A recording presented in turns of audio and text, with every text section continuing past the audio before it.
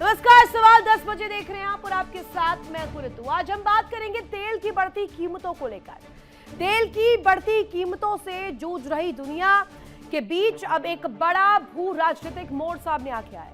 Donald Trump प्रशासन एक ऐसे फैसले पर विचार कर रहा है जो ग्लोबल ऑयल मार्केट की तस्वीर बदल सकता है। और खबर है कि अमेरिका ईरान के उस तेल पर लगे प्रतिबंधों में ढील भी दे सकता है।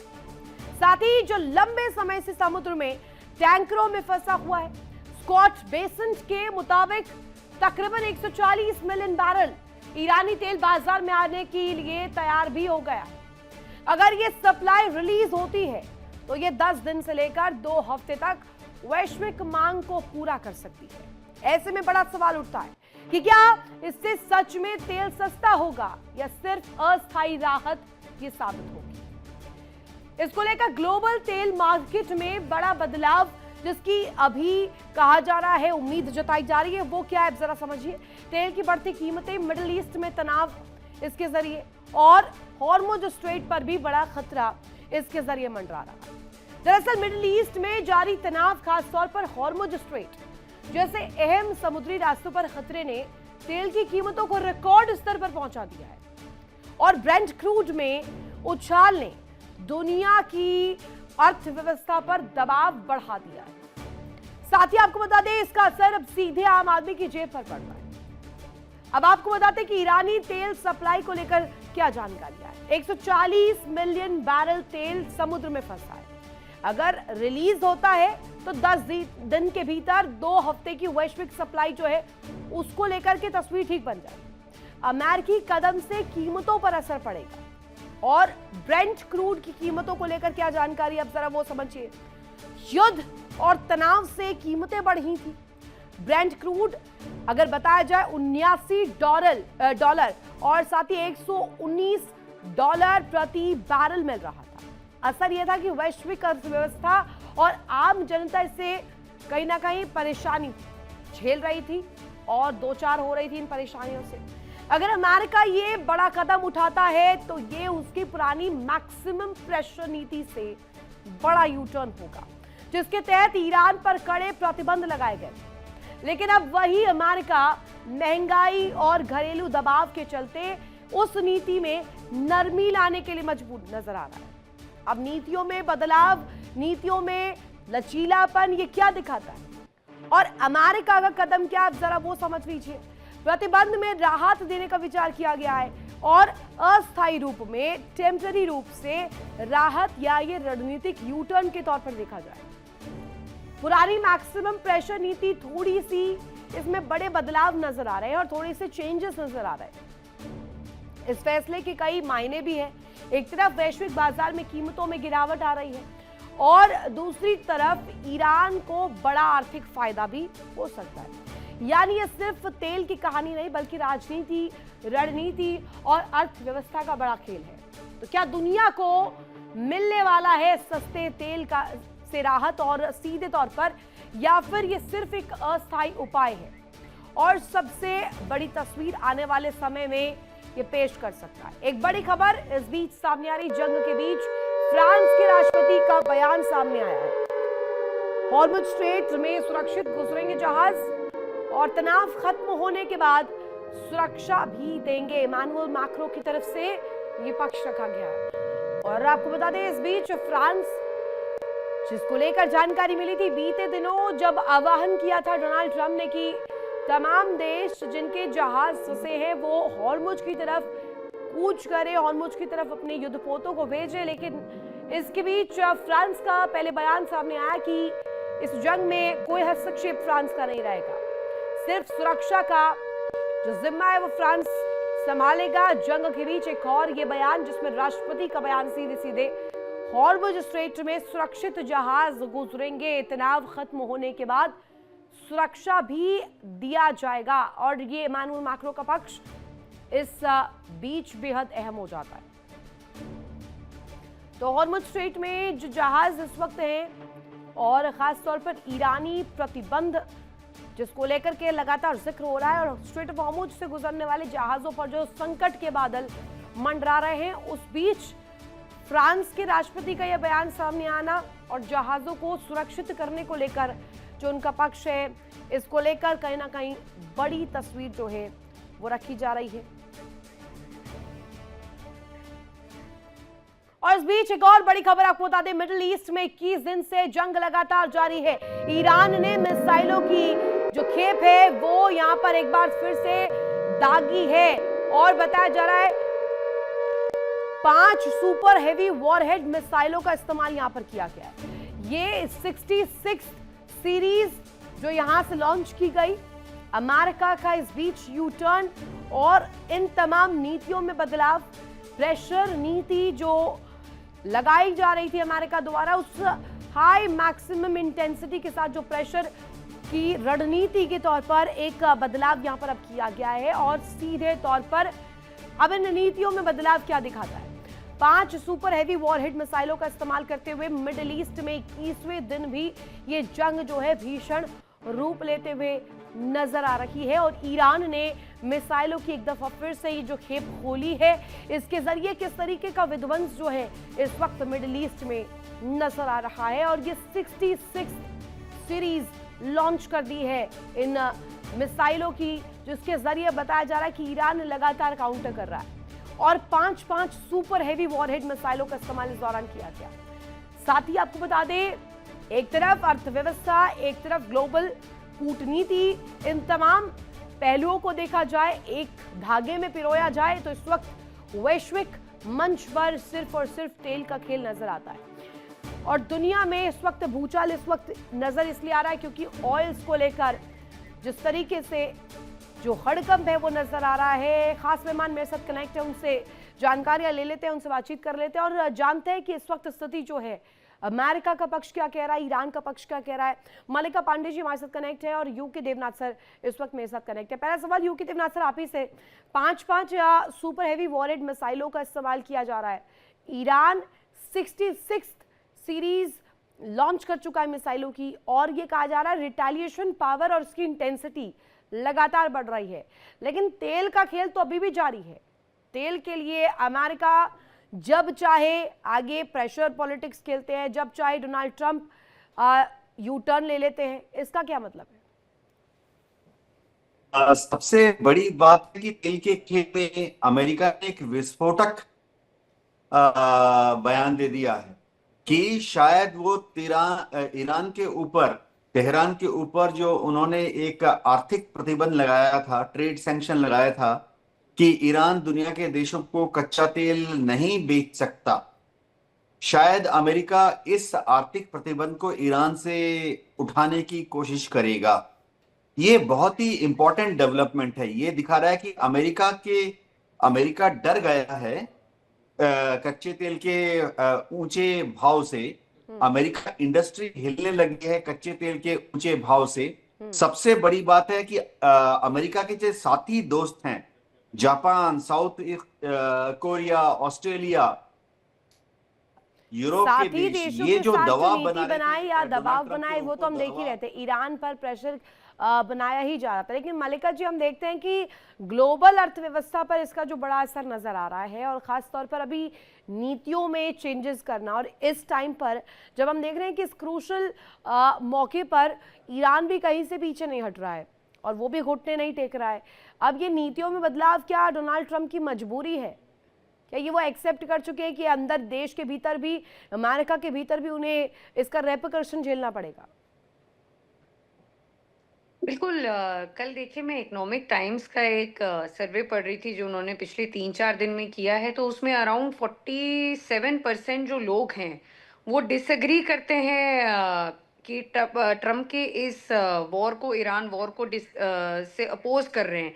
ट्रम्प का जो बेस है, अगर आप देखें तो उनके जोसेफ केंट करके काउंटर टेररिज्म के हेड थे, उन्होंने रिजाइन किया और रेजिग्नेशन लेटर में वो डालते हैं कि देखिए, मैं मागा का सपोर्टर था, मैं ट्रम्प का सपोर्टर था, बट इजराइल ने जो ये वॉर में हमें डाल दिया है, अमेरिका को डाल दिया है, और अमेरिका की कोई वॉर ही नहीं थी, ईरान से हमें कुछ लेना देना ही नहीं था। तब भी हमारे लोग वहां पर मौजूद हैं, तब भी हमारे ट्रूप्स वहां पर लड़ रहे हैं। तो इससे उन्होंने इतने बड़े पद से अपने इस्तीफा दे दिया। तो ट्रम्प की भी हम कैबिनेट में कहीं ना कहीं देख रहे हैं कि उनके वॉर सेक्रेटरी कुछ और बोलते हैं, उनके स्टेट सेक्रेटरी कुछ और बोलते हैं, उनके लोग रिजाइन कर रहे हैं पेंटागन से, उनको बैकलैश काफी मिल रहा है। तो देखिए अलग अलग लोगों की इसमें ओवरऑल जो आ रहा है वो ये है कि देखिए ट्रम्प को वापस से तो प्रेसिडेंट बनना नहीं है, प्रेसिडेंशियल इलेक्शन में वो उनका लास्ट टर्म है, बट वो स्टेट्समैन से ज्यादा हमें दिख रहा है कि अब वो बिजनेसमैन ज्यादा दिख रहे हैं। जैसे ही उनको लगा कि अच्छा ये तो तेल ऑलमोस्ट कल मेरे ख्याल से $170 पर बैरल टच कर गया है, और ईरान का ये कहना था कि हम जब तक 200 नहीं टच करवाएंगे तब तक हम नहीं रुकेंगे। तो कहीं ना कहीं ट्रम्प को भी अपने आस पड़ोस से प्रेशर आ रहा है। तो जैसे यूके देवनाथ सर ने भी बोला कि इसकी वजह से ही ट्रम्प जो सैंक्शंस हैं ईरान में वो हटाते हुए नजर आ रहे हैं, क्योंकि हमें ये समझने की जरूरत है कि Trump at the end of the day जब इकोनॉमिक क्राइसिस आएगी, जब अर्थव्यवस्था हिल जाएगी। कल ही हमने देखा कि भारत के जितने भी बाजार में लोगों ने पैसा लगाया था, करीब करीब 12 लाख करोड़ डूब गया है पैसा कल भारत के में जितने बाजार में लगे थे। तो काफी हम देख रहे हैं कि निफ्टी में भी उछाल आ रहा है, गोल्ड और सिल्वर में भी उछाल आ रहा है। ये सबको देखते हुए ट्रम्प को लग रहा है कि ठीक है, हम मार्केट को काम डाउन करना चाह रहे हैं ट्रम्प। तभी ट्रम्प ने, जो यूके देवनाथ सर ने अभी मेंशन किया, तभी वो बोल रहे हैं कि सैंक्शंस हटाए जाए ईरान में, और तेल का खेल जो वो बनाते हुए चल रहे थे अब उसको काम डाउन करना चाह रहे हैं वो मार्केट को। बिल्कुल मल्लिका जी, और हमारे साथ दो और खास मेहमान जुड़ गए हैं। डॉक्टर भूषण दीवान सर हमारे साथ कनेक्ट है, और साथ ही साथ आशीष साहे सर भी कनेक्ट है। पहला सवाल दीवान सर आप ही से चाहिए इसका जवाब। मिडिल ईस्ट में भीषण हम लोग देख रहे हैं इस वक्त विध्वंस जारी है। मिडिल ईस्ट का आगे आने वाला फ्यूचर क्या है, हम भविष्य में क्या देखेंगे, रुकेगा ये जंग, रुकेगी या नहीं रुकेगी, ये कहा जाए जिस तरीके से मिसाइलों की बौछार हो रही है वो रुकेगी कि नहीं, वो भी हम लोग ज़रा प्रश्न है इस पर। लेकिन तेल का खेल तो बदस्तूर जारी है। तेल के लिए कूटनीति भी, तेल के लिए वॉर भी, तेल के लिए विध्वंस भी, हर चीज़ हम देख रहे हैं। इस पूरी पिक्चर में तेल के खेल में सब कुछ जायज़ है। धन्यवाद। खाली तेल की बात नहीं है, आप देखिए सल्फर आता है दुनिया से, दुनिया भर का सल्फर वहां से आता है। अगर सल्फर नहीं आता है तो सल्फ्यूरिक एसिड नहीं बनती। सल्फ्यूरिक एसिड ऐसी चीज है, हाँ, कोबाल्ट, कॉपर और कई मेटल्स, उनको प्यूरिफाई करने के लिए सल्फ्यूरिक एसिड चाहिए। जब ये मेटल्स नहीं होंगे तो आपकी एआई, आपकी इलेक्ट्रिक बैटरीज, आपकी चिप्स ये नहीं बनेगी। और दूसरी बात, ये जो गैस एलएनजी गैस है कतार से, उसका 90% ताइवान वहां कतार से लेता है गैस। और कल जो साउथ पास फील्ड पे अटैक किया है इजराइल ने, ट्रम्प तो कहते हैं मैं मालूम नहीं कर दिया इन्होंने।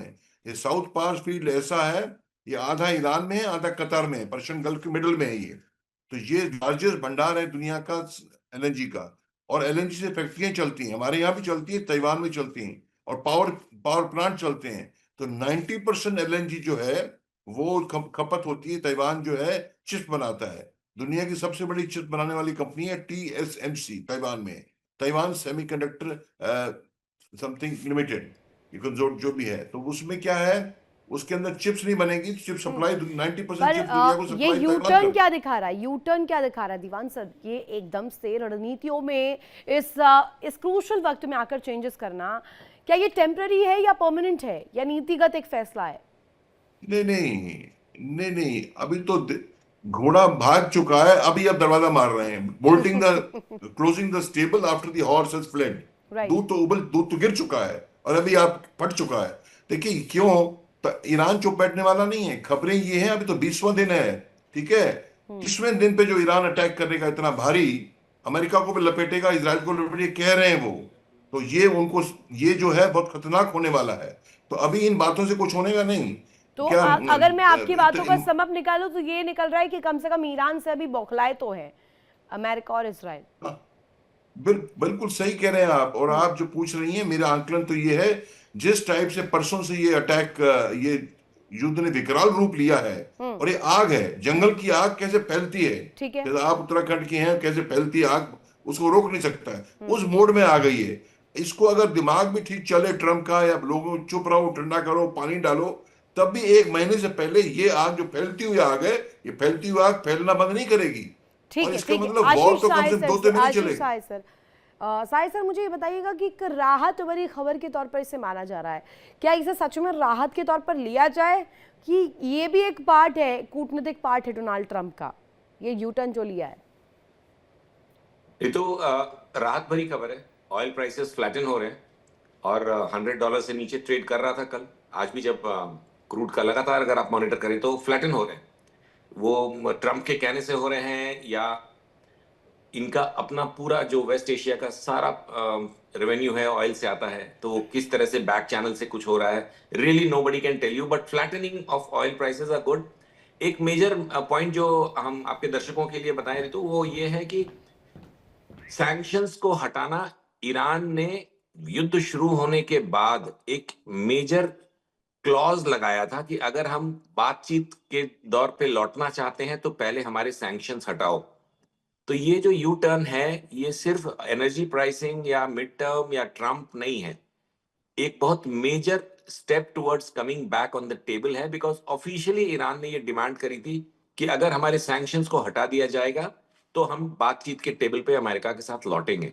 तो ये उस पर्सपेक्टिव में एक बहुत मेजर स्टेप अमेरिका की तरफ से है कि हम सैंक्शंस हटाने के बारे में सोच रहे हैं। हाँ, इसका कोलैटरल इम्पैक्ट पड़ा है ऑयल प्राइसिंग पे, फ्लैटनिंग पे, लेकिन एट द सेम टाइम ये एक बहुत मेजर डेवलपमेंट है, as major as Benjamin Netanyahu coming back to light कि ही इज देयर, एंड कल उन्होंने दिया था। लेकिन दो तीन और बड़े मेजर बेंजामिन डेवलपमेंट्स नेतन्याहू की कड़ी तो हम पहले से ही कंगाल चुके हैं सर। पहले कहा जा रहा था कि ये अमेरिका चाहता ही नहीं था, इस बीच फंसना ही नहीं चाहता था, लेकिन ये फंसा भी इसराइल की वजह से है। इसराइल ने जाकर पिन पॉइंट पर इंस्टिगेट किया है इन चीज़ों को, और इसराइल ने ही इस पूरी आग में और पेट्रोल डाला है। जल जाए मिडिल ईस्ट, ये बेंजामिन नेतन्याहू का इरादा है। बिल्कुल, बिकॉज जैसा कि सारे लोग डे वन से, क्या पिछले कई वर्षों से उनके लिए एग्जिस्टेंस का सवाल है ऋतु, तो इनके लिए ये पेट्रोल डालना, लड़ते रहना, क्योंकि अगर वो ये नहीं करते, जैसा कि उन्होंने कल अपने एड्रेस में बोला है कि अगर हम ये नहीं करते तो हम खत्म हो जाते। जो खमीनी रजीम थी वो क्या क्या मतलब करती, चलिए ठीक है, ये सब कयास लगाने वाली बात है, लेकिन ये फैक्ट है कि इसराइल को खत्म करने का तो एक ग्लोबल प्लॉट चलता ही रह रहा है। उनके लिए एग्जिस्टेंस का सवाल है, तो उनके लिए अच्छा है कि उन्होंने, चलो मान लेते हैं कि उन्होंने इन्फ्लुएंस कर दिया ट्रंप को, हालांकि ट्रंप किसी से इन्फ्लुएंस नहीं होते हैं, लेकिन फिर भी इस वॉर में आ जाना और इस वॉर का होना भी एक ग्लोबल पीस के लिए, मैं तो पर्सनली मानता हूं it may have very high cost, जिंदगियां लॉस हुई हैं, सोशल कॉस्ट एबनॉर्मल हुआ है, लेकिन लंबे रन में कुछ ना कुछ ऐसी ताकतों को डेफिनेटली कम किया जा सका है जिनसे आगे चल के ग्लोबल डिस्टर्बेंसेस, फैक्शनल लड़ाइयां और कुछ रेसेस का खत्म हो जाना। अब ये एक सब सवाल major इस बीच ये खड़ा होता है कि इस बदलाव से या इस यू टर्न से दुनिया पर क्या असर पड़ेगा। मलिका जी, इसको मैं चाहूंगी आप जरा डिकोड कीजिएगा। अगर ये डोनाल्ड ट्रंप यू टर्न लेते हैं और एज हम लोग जो हम लोग देख रहे हैं, जो सोर्सेज बता रहे हैं कि अगर इस तरीके से हुआ तो ईरान, अमेरिका, इसराइल तो इस पिक्चर में है ही, लेकिन दुनिया भर में असर क्या रहेगा? रितु जी, असर तो दिखना शुरू हो गया है। देखिए, पाकिस्तान में मैं कल देख रही थी कि 25% ऑयल प्राइसेस बढ़ चुके हैं। आप चीन में देखिए तो 15% बढ़ चुके हैं। हर जगह आप देशों में देखिए तो बहुत ज्यादा कट कहीं ना कहीं हो रहा है। इंडोनेशिया है, थाईलैंड है, जैसे सर ने भी बताया, ताइवान है। हर जगह हम ग्लोबल क्राइसिस कहीं ना कहीं देख रहे हैं। तो ये केवल अर्थव्यवस्था में नहीं है, सिविल इंफ्रास्ट्रक्चर में नहीं है, और जो एक छवि थी, आप देखिए, जो ये छवि खाड़ी देशों ने क्रिएट की थी, फाइनेंशियल हब थे, यहाँ मल्टीनेशनल कंपनीज थी, इतने सारे डाइवर्सिटी के लोग यहाँ रहते थे, कहीं ना कहीं इनकी जो छवि थी वो सेफ हेवन की थी। टैक्स नहीं था इन देशों में, तो सब हमने देखा था कि काफी माइग्रेशन, इनफैक्ट इंडिया से भी हम देखते थे कि काफी लोग दुबई में सेटल होने लग गए थे। काफी और अन्य देशों के भी लोग काफी प्रेफर करने लग गए थे।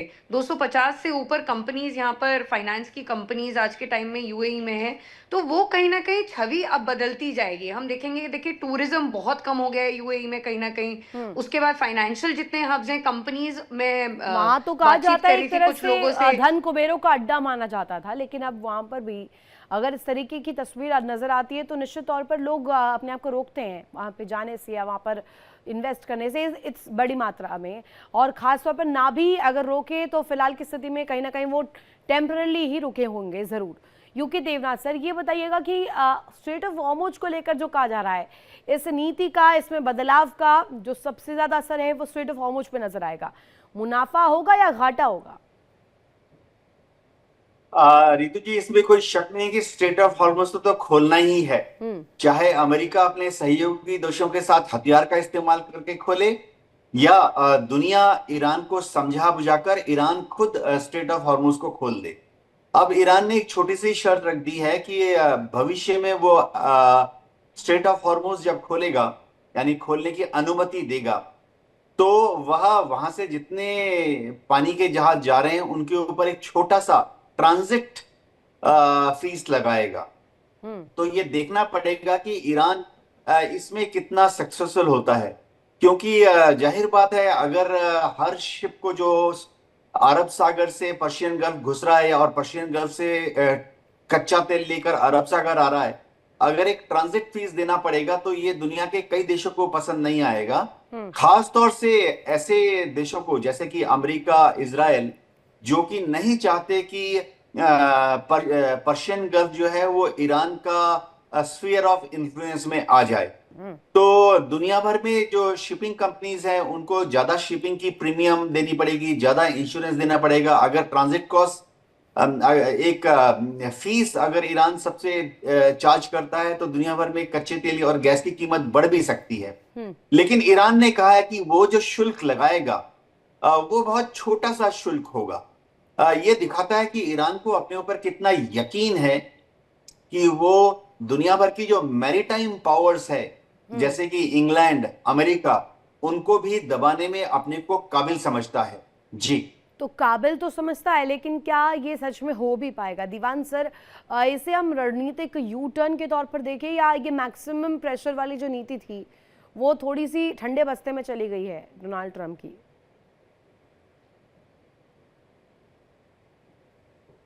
दीवान सर। रितु जी, ये जता रहा है, एहसास हो गया है कि दुनिया के रेडार पे एक वो स्ट्रॉन्गर नेशन बन के उभरा है, वो अपनी टर्म्स डिक्टेट कर सकता है। ग्रुप कैप्टन देवनाथ सर ने बोला इसके बारे में कि ये जो ट्रांजिट फी का, उसके पहले उन्होंने क्या कहा था, हम सीज फायर नहीं करेंगे, हमें कंडीशन ये चाहिए लिखित में, आप दोबारा अटैक नहीं करेंगे। और मैं आपको बता दूं, ये देखिए क्या है, वैसे तो 21 nautical mile straight of Hormuz है और पर्शियन गल्फ तो 200 नॉटिकल माइल 200 मील का है। तो वैसे तो टेरिटोरियल वाटर्स तो होती है 12 नॉटिकल माइल्स की, पर प्रैक्टिकली और पर्शियन गल्फ के पूर्व में क्या है, ईरान है, उनके आइलैंड्स भी हैं, और पश्चिम में क्या है, गल्फ में जो पानी की बॉडी है, ओमान है, यूएई है, प्रैक्टिकली कंट्रोल ईरान का ही है। ये सारा ईरान का होना नहीं चाहिए था, ये शुरू से ऐसा है। पर एक मैं आपको बता दूं दूरगामी चीज दुनिया के लिए, पेट्रो डॉलर तो आप समझते हैं, पेट्रो डॉलर तो 1970 में आया, और कैसे आया भाई, तुम सारे सऊदी है, ये है, वो है, सब डॉलर में बेचोगे। राइट। इराक ने, सदाम ने कहा नहीं मैं डॉलर में नहीं बेचूंगा, तो उसको हटा दिया। फिर हश्र क्या वो भी देखा, दुनिया ने देखा हश्र उसका। आशीष साय सर, पेट्रो डॉलर जो नीति है वो कहीं ना कहीं मेल नहीं खा रही थी, उससे उनके जो मंसूबे हैं वो सध नहीं पा रहे थे डोनाल्ड ट्रंप के। इसी वजह से तो वेनेजुएला पर भी जो हुआ वो तस्वीर हमने देखी। तो ये एक मेजर इम्पैक्ट माना जाएगा इस वॉर का। जब हम इसकी एनालिसिस करेंगे आफ्टर द वॉर, तो ये जो युआन में हम एक्सेप्ट करेंगे पेट्रोलियम का पेमेंट या इंटरनेशनल कुछ और करेंसीज को कंसिडर कर रहा है ईरान, राइट। तो अमेरिका के इस एक्ट का, इस हमले का जितना फॉलोआउट हम देखेंगे, इंफ्रास्ट्रक्चर डिजास्टर इन ईरान, उनका डिग्रेड ऑफ मिलिट्री पावर, ये सब तो एक तरफ होगा। एक मेजर टर्निंग पॉइंट होगा जो कि पिछले कुछ वर्षों से कई नेशंस इंक्लूडिंग इंडिया कोशिश कर रहे थे कि हमारी करेंसी को ग्लोबलाइज किया जा सके, डी डॉलराइज किया जा सके यूएस के डॉलर को। वो एक होता हुआ दिख रहा है। ईरान ने क्लियरली बोला है कि युआन में, चाइनीज करेंसी में हम एक्सेप्ट करेंगे अगर कोई पेमेंट करेगा अगेंस्ट पेट्रोल। तो after the war is over, उसकी एनालिसिस में ये one of the biggest points होगा। लेकिन at the same time Iran की ये जो सोच है कि हम हॉर्मुज पे अपना स्थायी वर्चस्व बनाए रखेंगे, I have very serious doubts इस वॉर के खत्म होने से वर्चस्व नहीं रहेगा, ईरान खो देगा उस वर्चस्व को। जी रितु, वहां पे कुछ ना कुछ, आप सिर्फ पिछले 24 घंटे के डेवलपमेंट्स देखें तो यूके, जापान एंड फ्रांस तीनों ने ऐसी वक्तव्य दिए हैं अलग अलग जगहों पे जहां ये लगता है कि they are ready to take part in management of strait of Hormuz. Okay, now इसी पर एक टेक मलिका जी का। मलिका जी, हम देख रहे हैं कि फ्रांस, इमानुअल मैक्रो कह रहे हैं कि हम सुरक्षा के लिए आगे आएंगे, लेकिन अमेरिका के अभियान के लिए आगे नहीं आएंगे। अमेरिका जिस तरीके से लगातार कॉल आउट कर रहा था, आह्वान कर रहा था कि आप आइए और अपने युद्धपोतों को भेजिए, इतने जहाज़ों को छुड़वा लीजिए। नेटो के देशों पर भी वो बिफरे थे, बौखला गए थे, बिलबिला गए थे, कह रहे थे कि नेटो की जरूरत ही नहीं है। अब ये तमाम डॉट्स कैसे जोड़े हम? बिल्कुल रितु जी, देखिए नेटो के बारे में बार बार उन्होंने यही बोला है कि जब जब मुझे ज़रूरत हुई नेटो की, तब तक वो लोग नहीं खड़े होंगे अमेरिका के साथ। मैंने तो पहले भी ऐसा बोला था। उन्होंने काफ़ी ये स्टेटमेंट दिए हैं और वो काफ़ी हताश हो गए हैं यूके से, नेटो से, सबसे काफ़ी हताश चल रहे हैं डोनाल्ड ट्रंप आजकल। उसके बाद फ्रांस, जब मैक्रो ने ये बोला है कि हम लोग भेजेंगे बट हम लोग एक्टिवली इन्वॉल्व नहीं होंगे वॉर में, फिर वो बार बार कन्फ्रंटेशन कर रहे हैं। देखिए पहले के टाइम में आपको याद होगा कि यही नेटो, जब ओसामा बिन लादेन को पकड़ना था या 9/11 अटैक्स हुए थे, तो ये नेटो सबके सब अमेरिका के साथ खड़े थे। बट आज का जियोपॉलिटिक्स ट्रम्प के अंडर में इतना बदल गया है कि यही नेटो अब ट्रम्प को आंख दिखाने लग गया है। डोनाल्ड ट्रंप है वो माईवे और हाईवे वाले नियम पे चलते हैं। उनके लिए क्या अंतर्राष्ट्रीय कानून और क्या यूएन चार्टर, क्या नियम और क्या रेगुलेशंस, वो सब तोड़ते आए हैं। और वो कहते भी आए हैं कि नेटो क्या है, एक कूड़ेदान मात्र है उनके लिए, एक गार्बेज बिन बॉक्स वो मानते हैं। हालांकि इसके बाद अब क्या कुछ होने वाला है और इस नीति में बदलाव के साथ दुनिया में क्या तेल को लेकर हलचल आएगी, देखने योग्य बात होगी। बहुत शुक्रिया आप तमाम मेहमानों का जो हमारे साथ कनेक्ट हुए और इस कीमती वक्त के साथ अपनी राय यहाँ पर रखी। इसी के साथ यहाँ रुकेंगे छोटे से ब्रेक के लिए। ब्रेक के उस पार भी खबर लगातार जारी है। देखिए इंडिया डेली 24/7 अब आपके स्मार्ट टीवी पर। इंडिया डेली मौजूद है सभी डिजिटल प्लेटफॉर्म पर लाइव और लगातार। इंडिया डेली 24/7 हर दिन राष्ट्र को समर्पित।